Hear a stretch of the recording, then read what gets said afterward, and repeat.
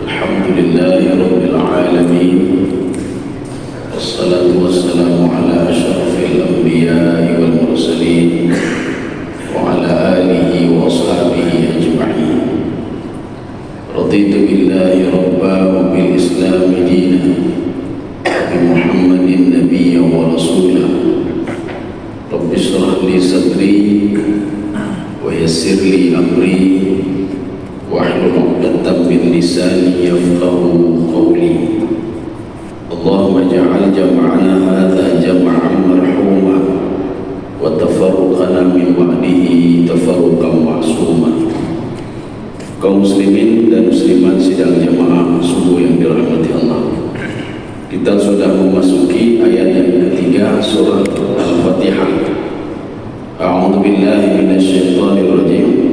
Bismillahirrahmanirrahim. Ar-Rahmanir Rahim. Ada beberapa lafaz yang belum dikenal kecuali ketika turun Al-Quran, seperti nanti lafaz Al-Jannah, An-Nar, Allah. Memang ada di dalam Taurat itu ilah, iluhu. Tetapi lafaz Ar-Rahman, Ar-Rahim ini di dalam tafsir Ibnu Asyur, beliau mengatakan mereka sudah mengenal, tetapi dengan huruf kha, Ar-Rahman, Ar-Rahim. Maka mereka itu tidak asing lagi dengan lafaz Ar-Rahman, Ar-Rahim. Kita bisa pilah-pilah dulu. Bahasa Arab dengan bahasa Ibrani apa bedanya? Bahasa Arab adalah bahasa turunan daripada Nabi Ismail alaihissalam. Di dalam kitab Al-Adab Al-Arabi yang dikarang oleh Dr. Syauqi Dhaif, apa kata beliau? Awwalu man takallama al-Arabiyyah wa sakana Makkah wa Ismail. Yang pertama sekali tinggal di Mekah dan ngomong bahasa Arab adalah Nabi Ismail alaihissalam. Selain itu tidak. Makanya saudara Nabi Ismail itu Nabi Ishaq tidak ngomong bahasa Arab, tapi bahasa Ibrani.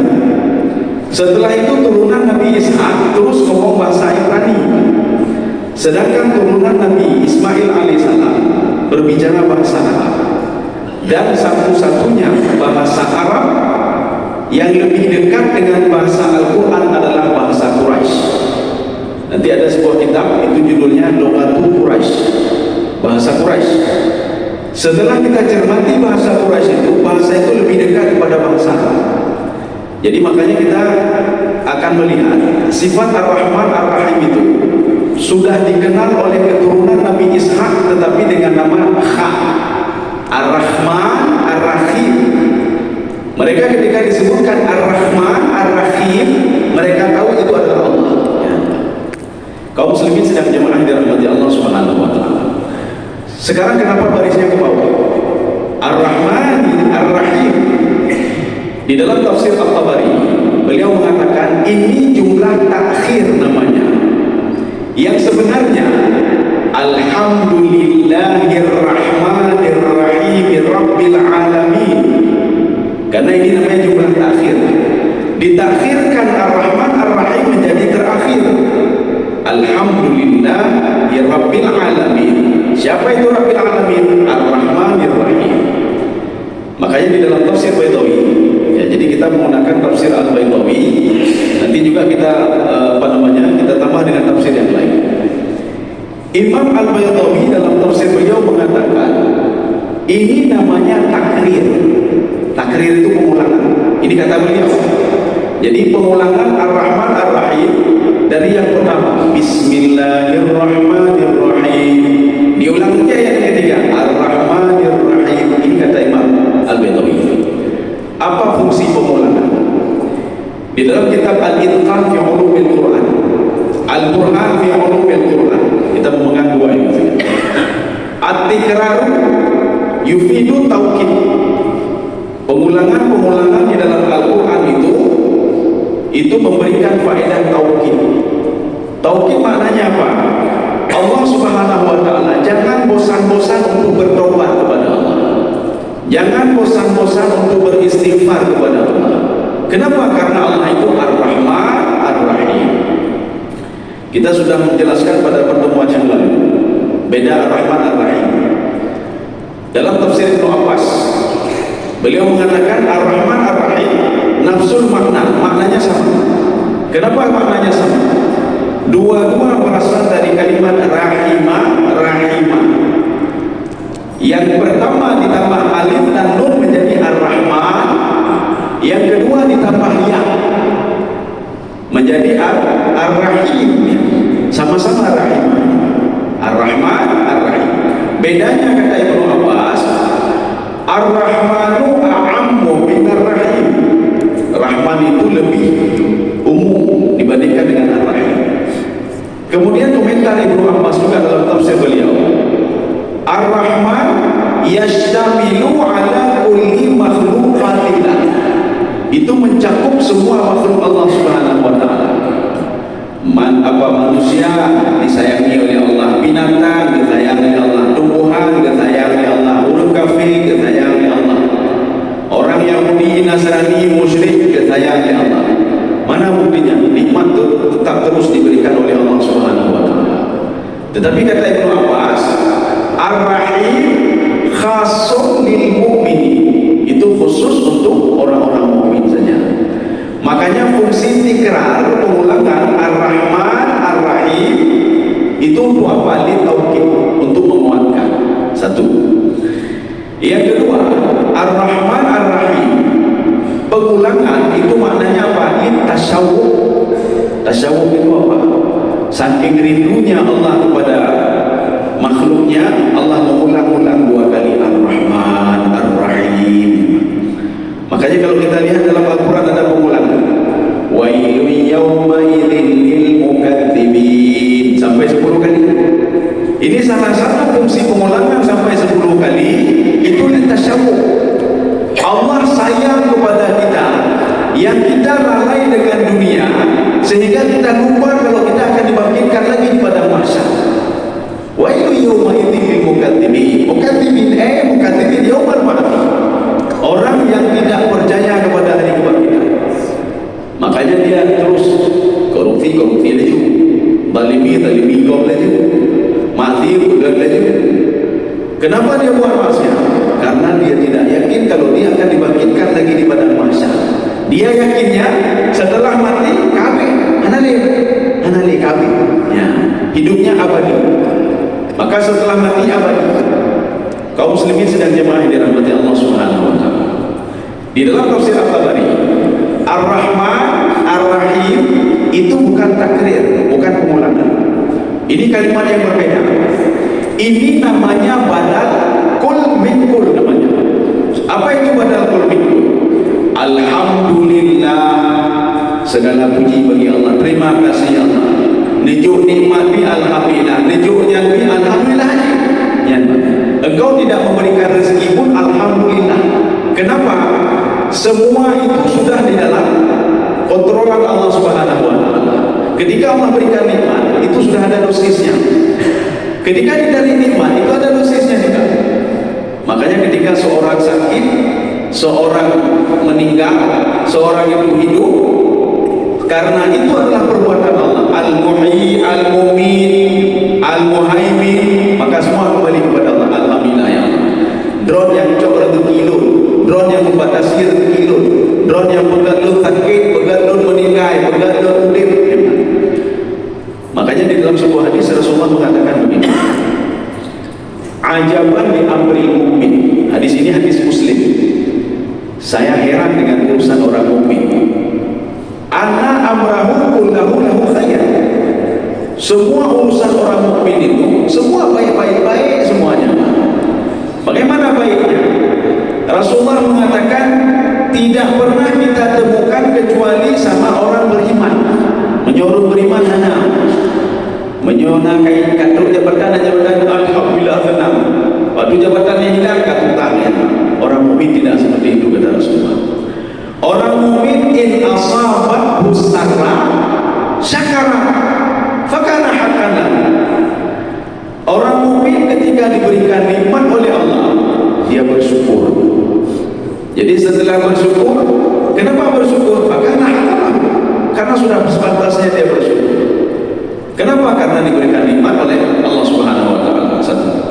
Yang kedua, wa in asabathu dharra, kalau dia ditimpa musibah, sabar, diterima juga dengan sabar. Diterima apa?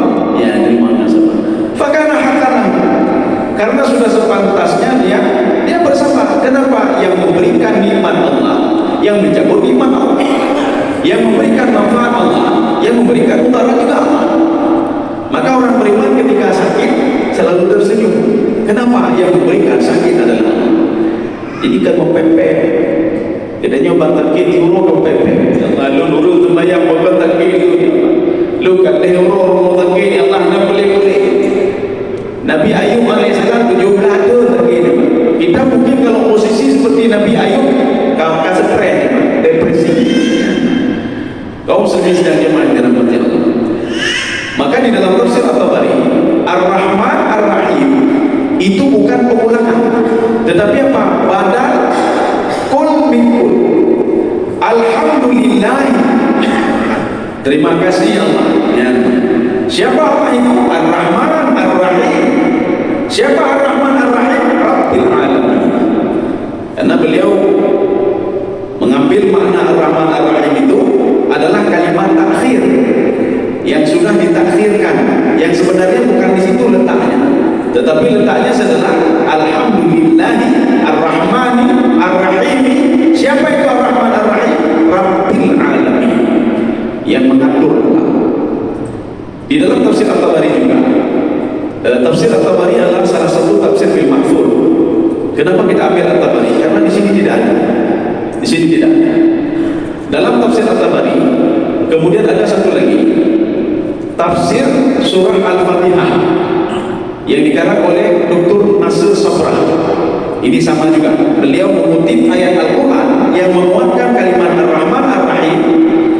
Nabi ibadi anni anal ghafurur rahim. Ya Muhammad, kasih tahu kepada hambaku kalau saya itu Maha Pengampun, Maha Pengasih, Maha Penyayang. Ghafurur rahim. Apapun dosa yang dia lakukan, saya maafkan, saya ampuni. Coba lihat di dalam hadis qudsi. Allah Subhanahu wa taala berfirman, lihat nanti masalah taubat, masalah istighfar, masalah ampunan. Di dalam hadis qudsi ada kan sudah dibagi-bagi, judulnya tema sudah dibagi-bagi. Salah satunya kata Allah, kalau seandainya datang seorang dia bertaubat kepada saya dengan dosa-dosanya, dia mengakui dosa itu, akan saya ampuni dosa dia, kata Allah. Wala ubali, saya tidak akan pernah teringat lagi dengan dosanya. Ya, karena dia nggak ada yang gedanya dajak lagi maaf orang raya abang lain tak ada nempa maaf bersyahada tu yang sudah saya lakukan setahun yang lalu nya lah mati kalau detik rumah lantai kalau detik rumah kita di tangan sudah kita maafkan kaji lalu maaf tu nya lah mati yang mendengar nanti ketika nanti 5 tahun kemudian 10 tahun kemudian kita bermasalah dengan orang ini, kita mungkin lagi kesalahan dia yang berdua tidur yang lalu dianiaya lo ya. Ini buktinya dosa kita itu di tangan sudah kita maafkan, dalam hati tidak. Tapi Allah mengatakan, kalau kamu mendatangi saya, kamu beristighfar kepada saya, kamu minta maaf kepada saya, dosamu tak akan pernah saya ingat lagi, kata Allah. Anak ingat. Satu. Yang kedua, bagaimana ya Allah kalau dosa saya seluas langit dan bumi? Allah mengatakan, kalau seorang hamba mendatangimu, dosanya seluas gunung, langit dan bumi, kata Allah. Tapi dengan syarat, jangan syirik lagi kepadaku, kata Allah. Kalau dia tidak syirik kepadaku, aku ampuni seluruh dosanya, kata Allah. Wala ubali, saya tidak akan mengingat-ingat lagi dosanya, kata Allah Subhanahu wa taala. Ada ingat dari saya, Pak. Makanya di dalam diskusi juga yang lain, Allah Subhanahu wa taala ketika datang waktu pagi, ya waktu penuh lagi, Allah mengatakan, ada enggak yang ingin minta maaf kepada, yang bertaubat kepada terhadap dosa yang sudah dilakukan di malam hari tadi? Ada enggak? Saya ampuni dia. Masalahnya enggak ada. Ketika nanti di malam hari yang mengatakan, saya membuka pintu taubat, membuka pintu maaf yang sudah berbuat dosa di pagi hari. Ibu-ibu bunga mungkin nak dekat mati atau nak cemana atau nak saja talalaikan ibadah dan lain sebagainya. Adakah ini minta maaf kepadamu? Aku ampuni, kata Allah. Tetapi kata Allah, tidak pernah aku ampuni lagi ketika nanti matahari terbit bukan pada tempatnya lagi. Ya, nama ahli. Oh, artinya kan hari kiamat, berarti kan masih jauh sekali. Dalam sebuah hadis Rasulullah, kematian kita itu adalah kiamat bagi kita. Yang punya datanya Pak Rob, pajak kiamat, beda datanya pajak kiamat. Datanya Pak Rob, pajak dormantenya datanya apa? Ya, pajak kapan saya mati? Karena Rasulullah mengatakan kematian seseorang itu adalah kiamat bagi dia. Ya, kiamat bagi dia. Kaum muslimin sejak jamaah dirahmati Allah. Tetapi kelanjutan ayatnya membuat kita ketakutan ini. Wa annal azabi wa adzabun alim. Azabku itu lebih dahsyat, kata Allah. Jadi sifat rahmanku itu, sifat pengampunku itu lebih besar, kata Allah. Tapi azabku lebih dahsyat lagi, kata Allah. Ya. Jadi makanya berdegar-degar, berdegar-degar di dalam apa namanya?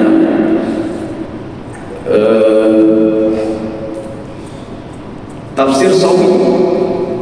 Di situ Rasulullah SAW mengatakan begini: jagalah 5 hal sebelum datang 5 hal, sebelum datang azab Allah.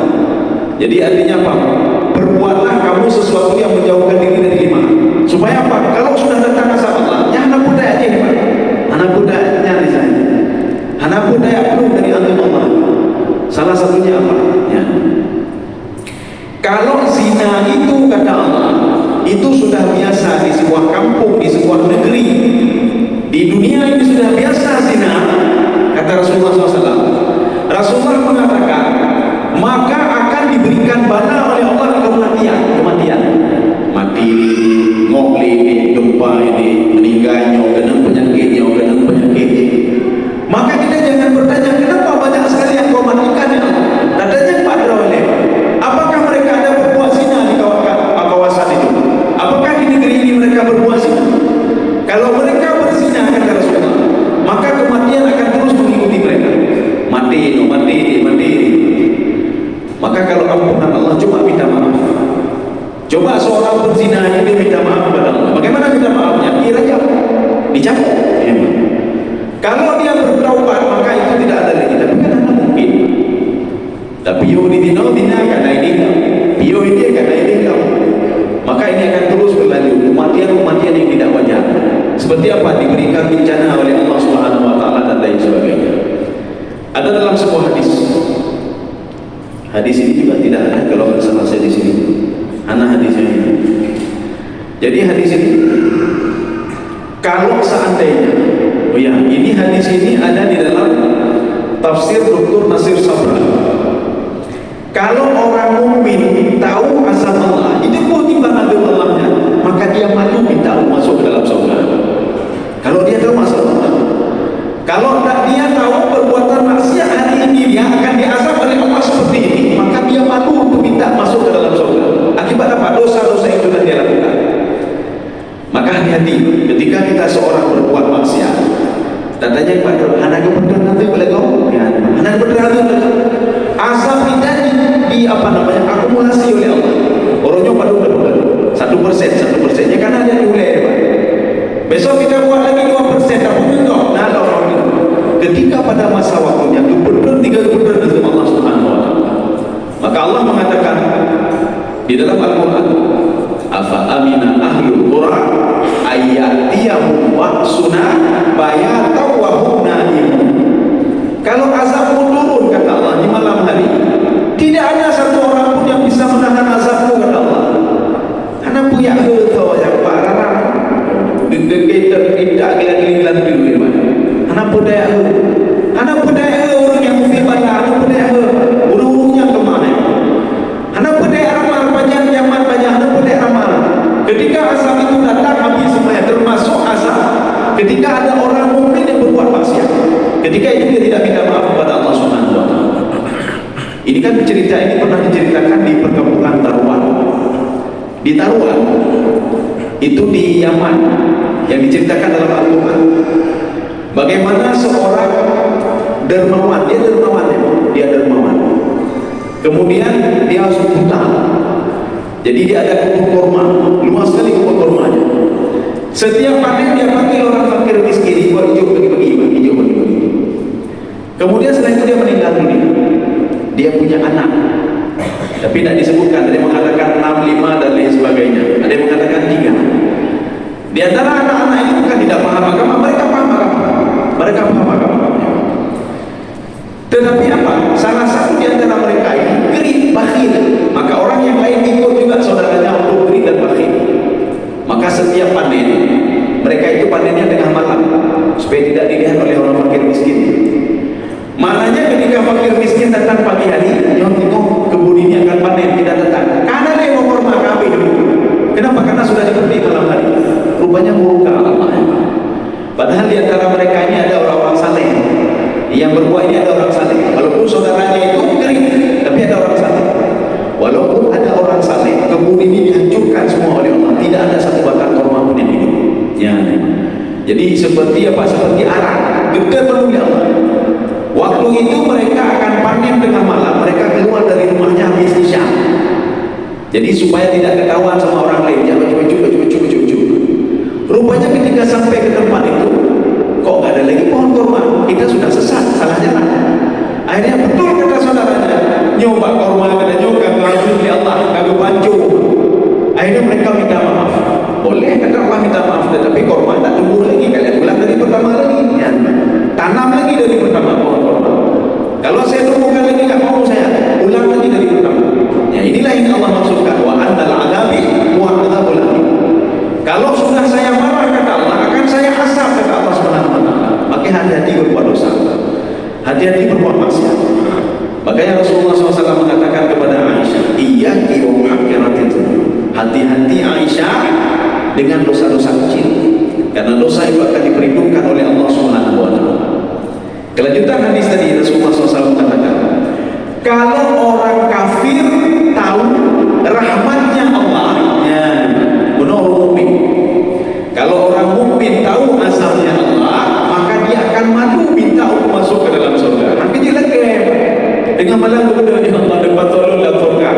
Penuh pengaina menyuruhnya. Orang ini kalau dia tahu azab Allah, malu dia minta. Dia dengan mata ini nangis, dengan mata ini kadang mati. Ya Allah, ada pemahaman dan cahaya. Ini apa pemahaman dan cahaya menjara juga ada menjual dan kau tak berdoa doa Allah. Bagaimana mungkin kita dengan mulut ini kita minta kepada Allah, Rabbi firli dunubi. Itu pemahaman dan cahaya dengan mulut ini juga pagi-pagi kita tak benar kau, tak ke kau, tak ribah kau. Apakah mungkin dengan mulut ini juga kita minta kepada Allah? Tak mungkin. Maka seorang kalau dia tahu azab Allah, dia akan malu minta untuk masuk di dalam surga. Maka Rasulullah mengatakan yang kurang bodohnya, bodoh dia. Sudah buat maksiat minta lagi masuk ke dalam surga. Satu. Yang kedua, kalau seandainya orang kafir itu kata Rasulullah, ini hadis sahih ada di dalam Musnad. Kalau orang kafir itu tahu rahmat Allah, maka dia akan minta untuk bisa dimasukkan ke dalam surga. Kalau dia tahu, ya. Makanya Fir'aun itu Allah sayang kepada Fir'aun. Bahkan sayang, dibiarkan Fir'aun dibiarkan begitu terus. Didakwahi oleh Nabi Musa, anak ukur Musa bahkan mungkin dia ingin bertobat. Kalau seandainya Fir'aun bertobat, akan diterima tobatnya Allah. Tapi tidak bertobat. Setelah berapa kali diberikan apa namanya oleh Allah Subhanahu wa taala, ujian-ujian dan lain sebagainya, Fir'aun tetap pada pendiriannya. Saya sebagai Tuhan yang menerima. Kaum muslimin sedang jemaah dirahmati Allah Subhanahu wa taala. Kita lanjut satu ayat lagi, Pak. Ya, berarti pagi ini kita 2 ayat. Maliki yaumiddin. Ada yang membaca Maliki yaumiddin. Bedanya apa? Yang membaca Maliki yaumiddin itu qiraah Asim. Yang membaca Maliki yaumiddin itu qiraah Ahlul Haramain. Ya. Jadi dua-dua benar. Tetapi kita ini baca yang ma'rufnya saja. Maliki yaumiddin. Ya, gitu. Artinya kalau kita baca secara Ahlul Haramain, semua itu harus kita baca seperti itu. Dan qiraat setelah itu harus baca seperti itu juga. Ini sebagai pengetahuan saja. dia sebagai ilmu pada kita. Maliki yaumiddin, boleh dibaca Maliki yaumiddin. Apa itu Malik? Apakah beda maknanya? Di dalam tafsir Al-Baghawi, beliau mengatakan Malikun bermakna Malikun, maknanya sama. Jadi Malikun dengan Malikun sama. Apa makna Malikun? Ini apa namanya? Air ini Maliki. Ini milik saya, Maliki, saya yang memiliki ini. Itu Malikun, pemilik. Malikun itu raja. Maka di dalam tafsir Al-Baghawi beliau mengatakan seorang raja dengan memiliki sesuatu itu sama aja. Maka kenapa dikatakan Malikun? Karena raja memiliki sesuatu. Kenapa dikatakan Malikun? Karena dia itu bisa menyuruh dan melarang. Ya. Malik yaumiddin, Malik yaumiddin. Kita menuju ke dalam tafsir Al-Qurtubi. Apa kata Imam Al-Qurtubi? Malik yaumiddin ablaghu min Maliki yaumiddin. Ya.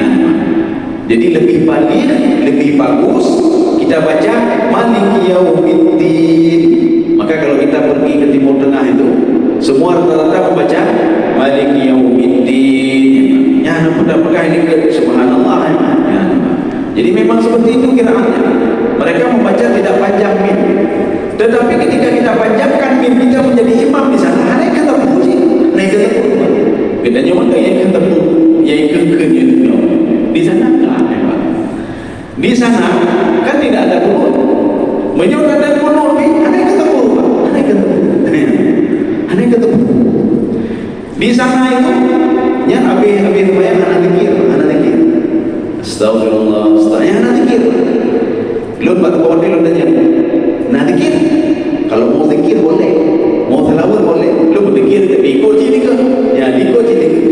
Astagfirullah, astagfirullahaladzim. Sallallahu, ikut sini ke? Tak ada masalah. Ya, cuma kita saja bermasalah di sini. Ya. Kaum muslimin sedang jemaah di dalam Allah. Jadi artinya apa? Kalau menurut Imam An-Nawawi, kenapa kita selalu berdebat satu sama lainnya? Imam Nawawi mengatakan di dalam Syarah Arba'in An-Nawawi, liqillatil ilmi, karena ilmu sedikit maka berdebat. Kalau ilmu banyak tak berdebat, maka banyak yang berdebat, aneh berdebat. Ya. Sekarang kita lihat di dalam tafsir As-Sa'di, beliau mengatakan begini. Beliau membaca Malik yaumiddin. Jobek karu-karu adalah panjang bacaan, panjang bacaan. Tetapi katanya lazim membaca Malik yaumiddin. Sudah dijawab oleh Imam Al-Baghawi. Bacaan Malik yaumiddin dengan Malik yaumiddin tidak merubah arti, artinya sama. Ya. Kalau di dalam kitab Al-Fiqhul Islami wa Adilatuh, Fikih Islami wa Adilatuh, di situ diungkapkan masalah bacaan Fatihah. Kalau kita salah membaca Fatihah, wa akhta dan salah wa akhta al-makna, maknanya juga salah. Ya, saya ulangi lagi. Kalau salah membaca Fatihah, wa taghayyara al-makna, maknanya berubah. Ini 4 mazhab sepakat semua. Batalan salat, maka batal salatnya. Kalau seandainya bacaannya salah, maknanya sudah berubah, maka batal salatnya. Dan contoh, Alhamdulillahi Rabbil Alamin. Kita membaca Alhamdulillahi Rabbil Alamin. Apa beda Alhamdu dengan Alhamdu? Alhamdu wa huwa asyik, memuji. Tetapi Alhamdu celaka, laknatlah Allah. Kalau bacaannya sudah salah, artinya juga sudah salah, taghayyara al-makna, batalat salatku. Ini pendapat yang ada di dalam kitab Al-Fiqhul Islami wa Adilatuh. Jadi Syekh Muhammad Zuhaili mengambil beberapa pendapat 4 mazhab tadi. Mereka semua sepakat kalau bacaan Fatihah dia salah, memaknai arti yang lain, maka batal salatnya. Contoh lain, kita baca Bismillah, kita baca Bismillahirrahmanirrahim, Bismillah, karena naurun hanya baca sa emang. Jadi ada baca saya, baca Bismillah. Bismillah artinya dengan dosa-dosa Allah. ditiuro lagi, sehingga Rasulullah mengatakan la salata liman lam yaqra bi Fatihatil Kitab. Tidak ada salah kalau orang itu pertama tidak membaca Fatihah, kemudian membaca Fatihah tapi Fatihahnya salah, berarti akan perubahan makna, maka batal salatnya. Tetapi kata Pak Mazhab itu, kalau seandainya barisnya berubah tetapi tidak berubah artinya, boleh tetapi dibenci. Contoh, Bismillahirrahmanirrahim, kita baca Bismillahirrahmanirrahim, itu baca arti tidak berubah, cuma apa? Boleh, salat kita tetap sah, boleh tetapi dibenci, menjadi perubahan makna karena tak ada yang baca ya. Sekarang kita kembali di dalam tafsir As-Sa'di, beliau mengatakan min sifatil malik ya'muru wa yanha. Sifat seorang raja itu maka dibaca dengan Malik Yaumiddin. Sifat seorang raja menyuruh dan melarang. Apa yang disuruh oleh Allah, apa yang dilarang oleh Allah? Yauman Malik Yaumiddin. Apa itu Yaumiddin? Yaumun itu kalau diungkapkan di dalam Al-Quran baik dengan alif lam maupun tidak ada alif lam, itu artinya kiamat. Yaumun, kiamat. Oh, bagaimana dengan surah Al-Maidah? Al-yawma akmaltu lakum dinakum wa atmamtu alaikum ni'mati wa raditu lakum al-Islam dinan. Itu sebentar lagi setelah ayat itu turun, kiamat bagi Nabi Muhammad. Apa kiamatnya? Nabi Muhammad selang berapa lama itu kan meninggal dunia, wafat setelah turun ayat itu. Al-yawma akmaltu lakum. Maka yaumun di sini di dalam tafsir Al-Wasit Syekh Tantawi apa kata beliau? Yaumun yadullu ala zaman. Itu menunjukkan kepada waktu tertentu, bukan di sini tidak. Ya, tetapi nanti di padang mahsyar. Ketika di dunia Allah menyuruh, cuma kita ada dengar, hai dengar ni, salatlah kamu, hai semayang kamu ya Allah. Jangan berzina, hai dengar kamu ya Allah. Ini ketika di dunia. Tapi punya padang mahsyar nampun dek kahai. Nampun dek lawan. Di sini diberikan terserah kalian. Ya. Maka di dalam syarah kitab Al-Hikam, kitab Al-Hikam yang dikarang oleh Syekh Ibnu Athaillah, syarahnya lagi tebal. Iqadul Himam fi syarah Al-Hikam. Manusia itu ada dua model, maka tak perlu heran kita nanti. Ada dua model. Model yang pertama adalah manusia yang tidak mau diatur, itemayangkan, ibuatan, patuh bidan, makzir saja di kelompok pertama. Tetapi kelompok ini mau nikmat dari Allah, berikan nikmat. Mereka mau diberikan nikmat oleh Allah. Ini kelompok pertama. Tapi tak mau salat. Kalau kita mau jadi juga bisa kelompok pertama, nikmat dapat, salat pun enggak perlu salat. Kelompok yang kedua adalah kelompok yang patuh dan taat kepada Allah. Nikmat diberikan juga oleh Allah. Dia patuh menjalankan perintah Allah, meninggalkan apa yang dilarang oleh Allah Subhanahu wa taala. Nikmat juga diberikan. Bedanya apa? Kelompok yang pertama ketika diberikan nikmat, liyu'adzibahu biha fid dunya wa tazhaqa anfusuhum, untuk mengazab mereka di dunia dan untuk membuat hati mereka gundah. Harta bertambah, tapi gundah. Bukan hati itu mayat. Hati gundah bukan hati bayi zakir. Kelompok yang kedua, harta diberikan oleh Allah. Itu dalam bentuk ujiannya, bujuk. Jadi makanya kalau kelompok tadi bukan diuji lagi, memang biasa. Kelompok yang kedua diuji oleh Allah, diberikan nikmat, terus bertambah rezeki, orang salat bertambah rezeki, diuji oleh Allah. Apakah dengan bertambah rezeki itu makin dekat dengan Allah atau makin jauh dengan Allah? Karena kau kadang-kadang makin sibuk dengan dunia ya ibadah kedua ibadah. Qarun itu ahli ibadah. Qarun beribadah dengan Nabi Musa alaihissalam, itu saudara Nabi Musa. Tapi ketika harta makin bertambahnya, Qarun kan boleh. Apalagi ketika diminta zakat kan boleh. Ya.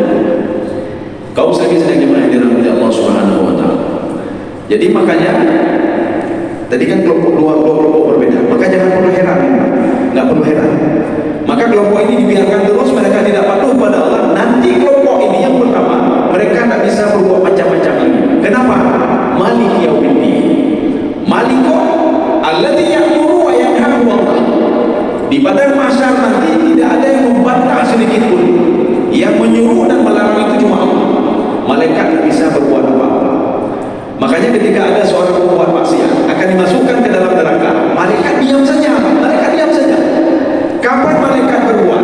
Ketika disuruh oleh Allah Subhanahu wa taala, khudhuhu fakhulluhu thumma al-jahim salluhu. Ya.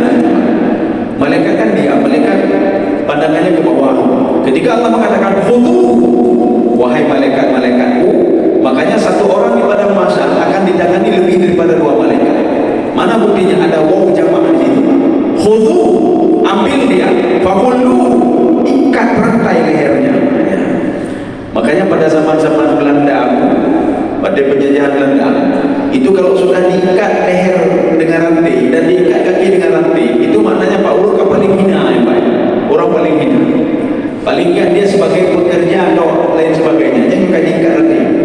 Kemudian di Afrika ini, budak-budak itu diikat dengan rantai. Leher, kakinya dulu ya Pak. Jadi menandakan apa? Mereka itu hina. Makanya orang yang akan dimasukkan ke dalam neraka orang hina. Maka Allah mengatakan khudhuhu faqulluhu thumma al-jahim salluhu thumma fi silsilatin dar'uha sab'una dir'an fasluhu. Ikat dia dengan rantai lagi kata Allah Subhanahu, baru masukkan ke dalam neraka. Kaum muslimin sedang dimana dalam majalah. Tidak ada yang bisa berbuat macam-macam kecuali dengan izin Allah. Kita pun tak bisa ngomong sembarangan kecuali dengan izin Allah Subhanahu wa taala. Tak bisa berdebat sembarangan kecuali dengan izin Allah. Kamu kenapa seperti ini? Ya, baru kita bisa. Memalaikat orang haji bukan berubah. Ini namanya malikun. Jadi min sifatil malik ya'muru wa yanha. Din ini apa makna dinnya? Katanya din itu kata Imam Nawawi. Kita lihat ini dulu punya Imam Baitawi. Imam Baitawi mengatakan din itu tiga. Yang pertama asyariat, yang kedua at-tariqah, yang ketiga yaumul jazaa. Ya, ini pengertian din. Imam Baitawi mengatakan din itu syariat. Jadi syariat itu din namanya. Satu. At-tariqah, jalan. Saya mau pergi ke Masjid Raya melalui jalan mana? Itu din namanya. Atau din itu yaumul waqti. Ya. Tapi pendapat ini tidak banyak yang mendukung beliau.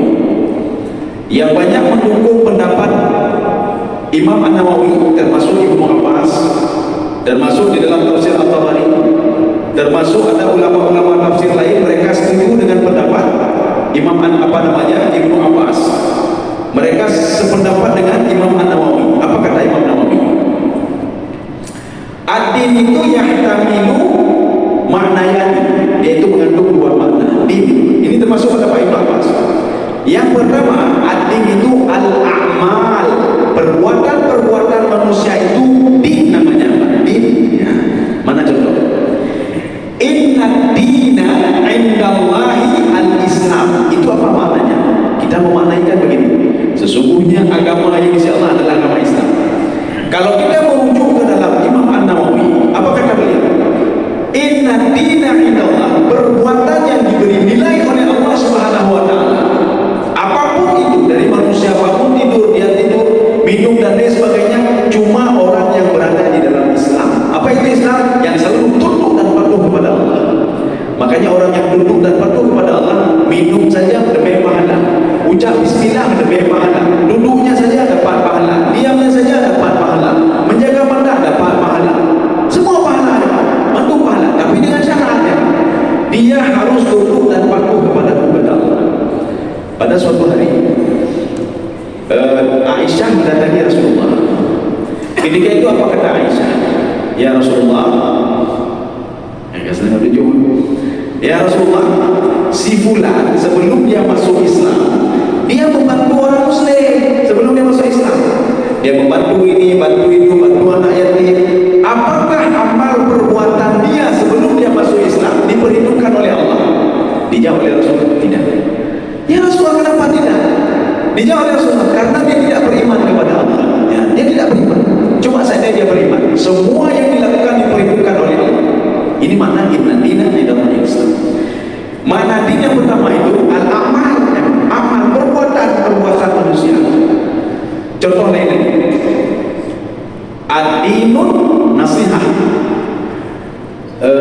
yang lalu saya pernah mengumpulkan guru-guru PAI, pendidikan agama Islam Aceh Besar Banda Aceh, karena ada program yang dari MIN, SD, SMP, SMA, ada juga yang dari MIN, MSN, SMP, SMA, semua ada. Saya tanya satu-satu, selama ini Bapak Ibu mengajarkan ke anak-anak adinu nasihat, apa artinya Bu? Dijawab, agama itu nasihat. Ya, tanya yang lain Pak, agama itu nasihat. Dari mana Bapak tahu agama itu nasihat? Kok bisa nasihat? Nasihat untuk apa? Nasihat untuk Allah, untuk Rasul. Kepada Rasul nasihatnya. Kita jangan salah memahami hadis ini. Kalau ibu bapak ingin mengetahui keberadaan hadis ini sebenarnya, rujuklah kepada hadis Arba'in Nawawi. Sama saya segitu besar ini debat kita Pak. Syarah Arba'in Nawawi yang dikarang oleh Imam An-Nawawi. Imam An-Nawawi di situ mengatakan salah satu hadis Arba'in An-Nawawi 40, di situ ada 40 berapa? 43 hadis Arba'in Nawawi. Salah satunya adinu nasihat. Coba lihat pengertian adinu nasihat apa di situ. Adinu kata Imam Nawawi, bukan Imam Nawawi saja. Ada beberapa ulama lainnya, termasuk ada 8 hampir 10 ulama ada di situ. Mereka mengatakan adinu nasihat, din itu amal perbuatan manusia. Amal perbuatan manusia itu akan diberikan nilai oleh Allah Subhanahu wa taala apabila an-nasihat. Apa itu nasihat? Nasihat 3. Maknanya 3. Salah satunya yang pertama adalah ikhlas karena Allah Subhanahu wa taala. Amal perbuatan itu karena diperintahkan oleh Allah Subhanahu wa taala. Ini makna nasihat. Diperintahkan oleh Allah. Yang ketiga, amal perbuatan itu sebagai wujud rasa syukur kita kepada Allah Subhanahu wa taala. Tidak ada di Indonesia agama nasihat. Ini lebih dari makan. Di Indonesia agama nasihat, agama nasihat. Maka nasihat itu ini. Ya. Maka di Indonesia amal perbuatan itu akan diberikan pahala oleh Allah apabila kamu nasihat. Nasihat itu apa? Al-ikhlasu fi ibadatillah. Kamu ikhlas beribadah kepada Allah. Kan jauh sekali apa-apa. Sekarang kayak cetak buku ya Pak. Cetak buku agama nasihat. Ya ini Pak. Nanti kalau ditanya adinu nasihat untuk siapa? Lillahi. Kenapa kita harus ikhlas? Ikhlas karena Allah kita beribadah. Ya. Kita karena Allah kita beribadah. Wali Rasulih karena sunnah Rasulullah SAW. Ya. Karena sunnah Rasulullah SAW. Jadi makanya kita itu beribadah, beramal, bekerja karena disuruh oleh Rasul. Wali a'immatil muslimin ya Pak. Dan untuk seluruhnya apa? Ini yang maksud seluruhnya. Kita juga mengajak mereka kepada kebaikan, mengajak kepada kebaikan. Di sini mungkin ada mengandung makna nasihatnya sedikit, tapi nasihat yang di atas bukan nasihat artinya. Ya, kaum muslimin sedang jemaah yang dirahmati Allah Subhanahu wa taala. Oke, belum. Oh, yang mana din? Satu.